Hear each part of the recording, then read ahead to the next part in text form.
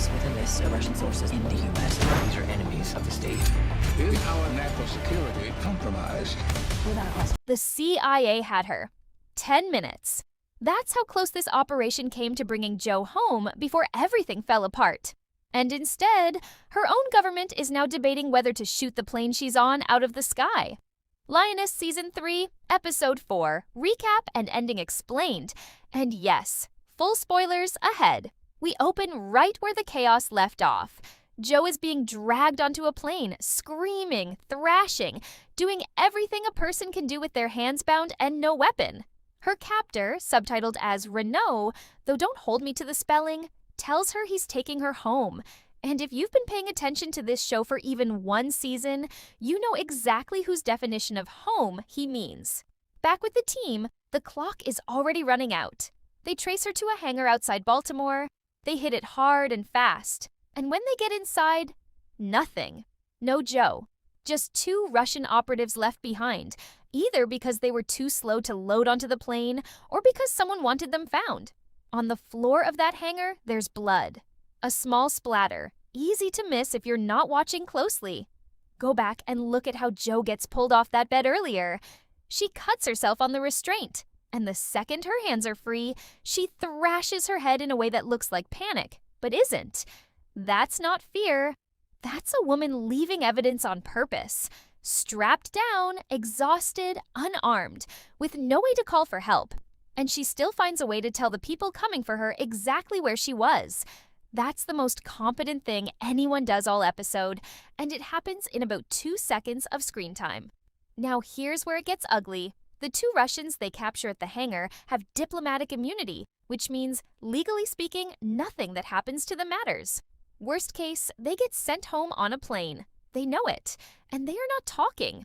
So Kyle solves the problem the way Kyle solves problems. He shoots one of them, not in self-defense, not because there was a threat. The man is restrained, immobilized, no danger to anyone. Kyle executes him in front of the second Russian, and suddenly the second Russian is very willing to hand over a tail number. Bobby watches this happen, and she is furious. She takes it up the chain immediately, and Kyle's justification is almost casual. We're at war, so let's start acting like it. But it's his second argument that actually lands harder. Nobody's going to report this because the Russians were never supposed to have a black site running on American soil in the first place. There's no paperwork for a crime that officially never happened. And Caitlin, the person who's supposed to be the moral center of this entire operation, lets it go. She tells Kyle to stay inside the lines while she's watching, and then she pivots immediately back to finding Jo. No further discussion, no consequence. And here's the uncomfortable part. I don't think the show wants us to see Kyle as the villain in that scene. It frames him as the guy willing to do the thing nobody else could stomach, and it's his willingness that gets them the one lead they have. Bobby is supposed to be right here. She's the one following the rules, the one raising the objection that should matter. And the episode just shrugs at her. That's a choice. Whether it comes back to bite the show later, we'll see. But right now, Brutality got results, and nobody in that room is going to argue with results. So they've got the tail number. Great. Except it's useless on its own. No flight plan was ever filed, the plane's locator has been disabled, and it's flying low enough to stay off radar entirely. They have a number and nothing to do with it. And while the team is scrambling for a way to actually track this aircraft, Caitlin and Byron are sitting in a room with Secretary Mullins, and this is where the episode stops being a rescue story and turns into something much colder. Because Jo doesn't just know a few operational details, she knows the entire Lioness program. She knows the agents, she knows the targets, she knows what was done and where it was done. If Russia decides to make any of that public, it doesn't just embarrass the United States. It detonates America's position in the Middle East and blows up domestically at the same time. And there's a worse version of that outcome. If Russia hands Jo off to Iran instead and lets Iran be the one to release everything, the damage is identical. Except now Jo personally gets put through a show trial and an execution, and Russia's fingerprints are nowhere on any of it. Clean hands, same result. They've got roughly a day and a half before this window closes for good, And then Caitlin says the thing out loud, in front of the room, without flinching. If the plane is still in U.S. airspace, force it down. If it's already reached international airspace, engage it. She doesn't explain what engage means. She doesn't have to.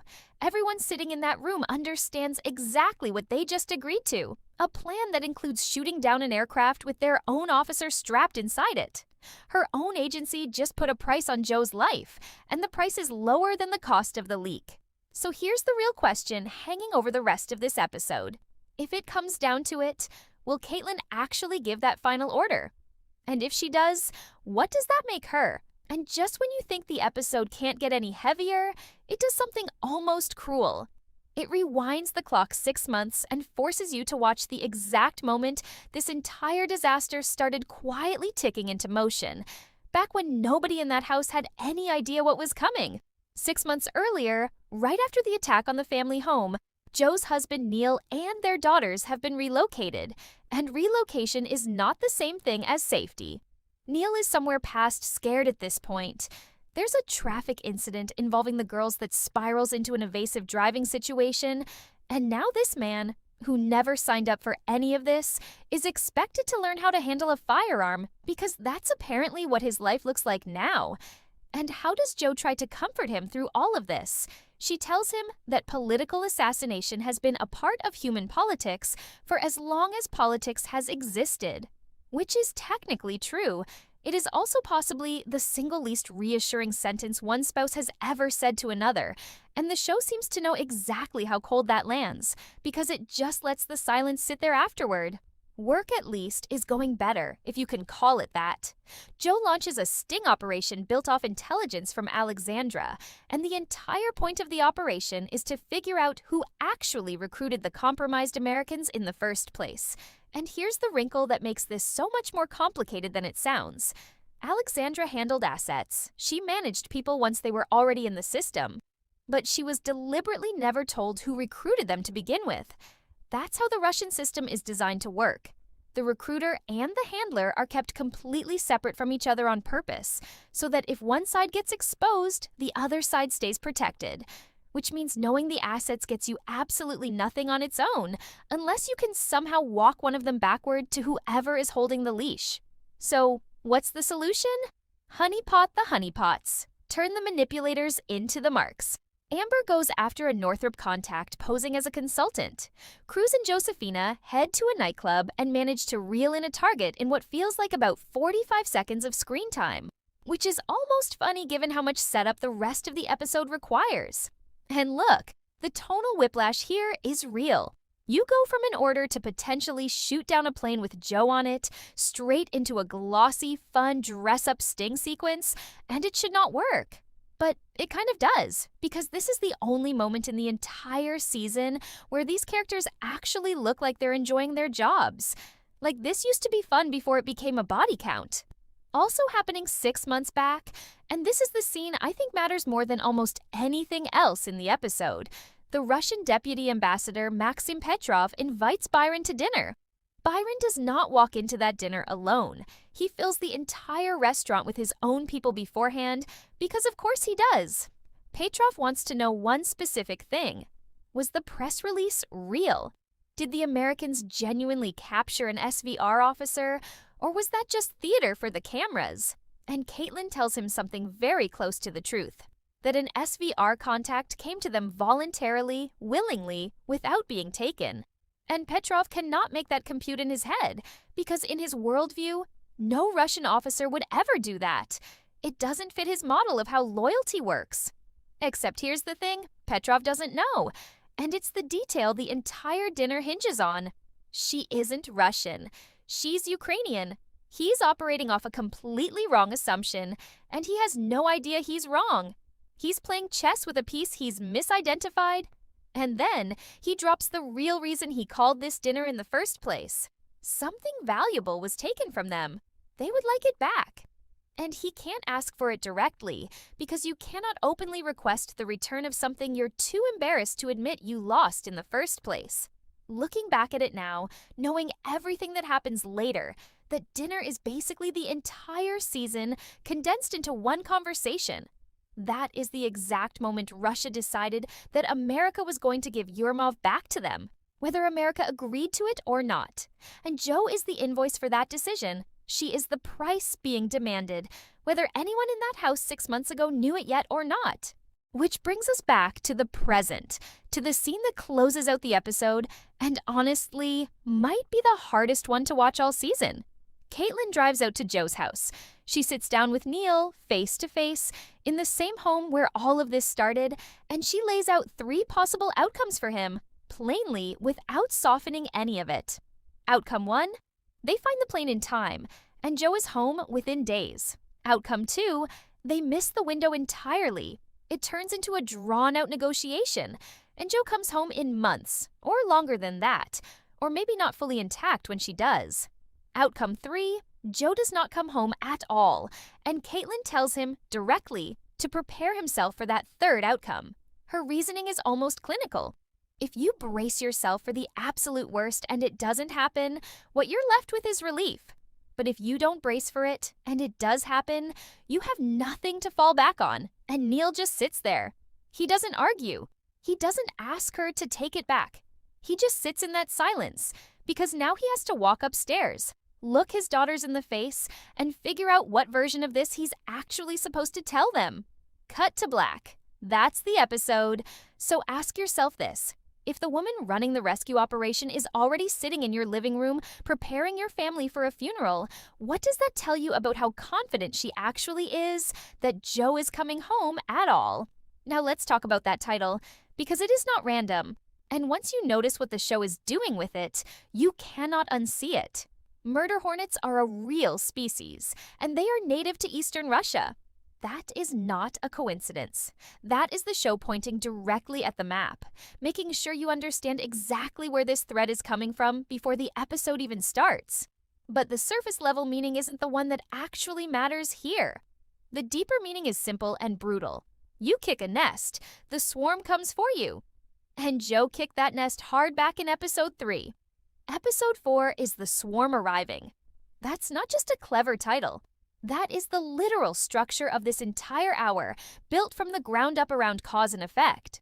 And once you see that structure, something else becomes impossible to ignore. Every single thing that goes wrong in the present-day timeline can be traced directly back to a decision Joe made in the past timeline. Using Alexandra as bait wasn't a neutral tactical choice.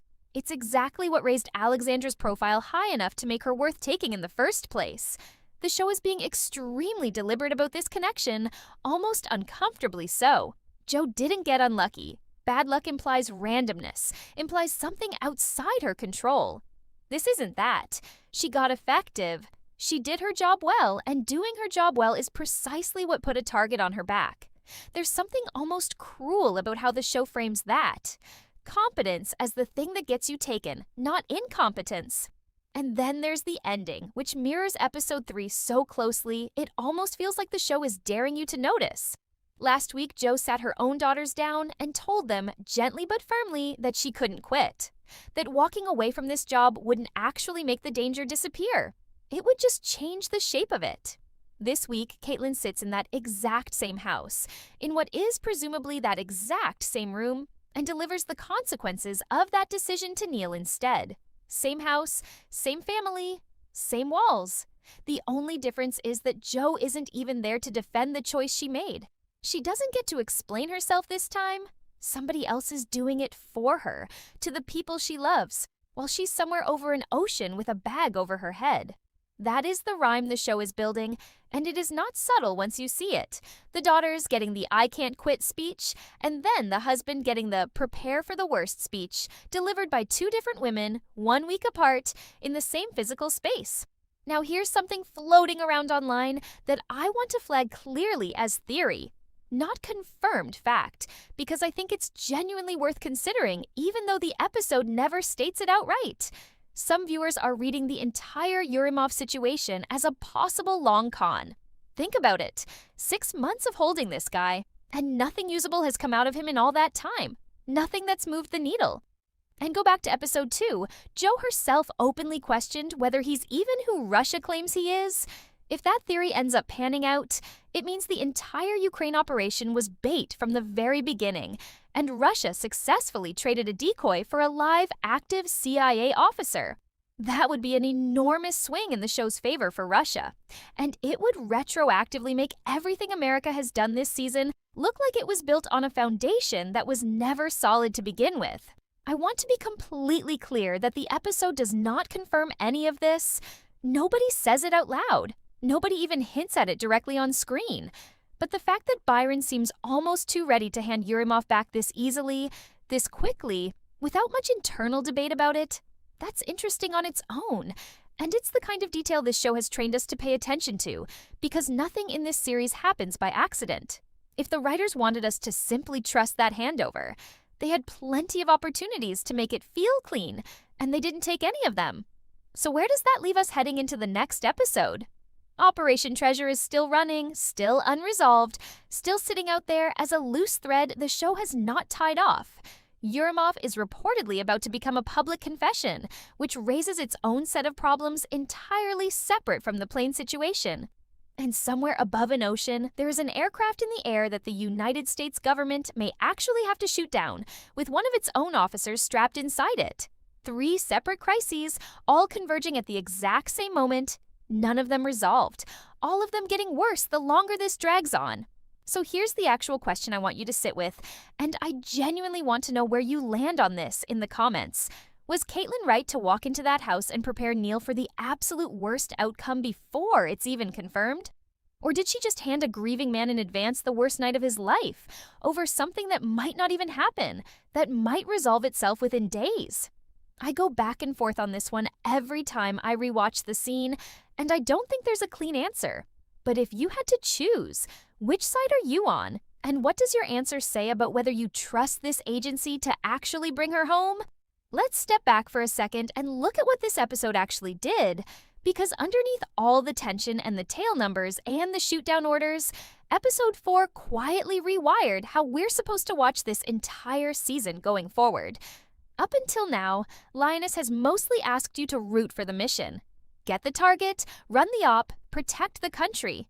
This episode flips that completely. Now the mission is the threat. The very thing that made Jo valuable to the CIA, her knowledge, her access, everything she carries in her head, is the exact same thing that might get her killed by her own government before Russia even has to lift a finger. That's a genuinely nasty piece of writing, and it's the kind of structural gut punch that separates a good espionage show from a forgettable one. And think about what that does to every scene we watched earlier in the season. All those moments where Jo was closing in on a target, getting deeper into the network, proving just how good she is at this job, we were watching those as victories. Now go back and rewatch them knowing where this is heading. Every step forward for Jo professionally was a step closer to becoming a name on a kill list drawn up by the people who are supposed to be protecting her. The show isn't just building tension episode to episode anymore. It's making you retroactively question the last 3 episodes you already watched, and that's a much harder trick to pull off than it looks. It's also worth sitting with how the show is using its supporting characters to stress test the morality of the entire operation. Kyle and Bobby are basically standing on opposite sides of the same argument the show has been building all season. How far is too far? And who gets to decide that in real time, under pressure, with a clock running? Kyle executes a restrained prisoner and gets rewarded with the one piece of intel that keeps the rescue alive. Bobby objects through the proper channel and gets told to essentially get in line. If the show wanted to make a clean moral statement here, it had every opportunity, and it chose not to. It let the ugly method win, and it let the person who did things by the book look almost naive for doing so. That's not an accident. That's the show telling you exactly what kind of world these characters actually operate in, whether they like it or not.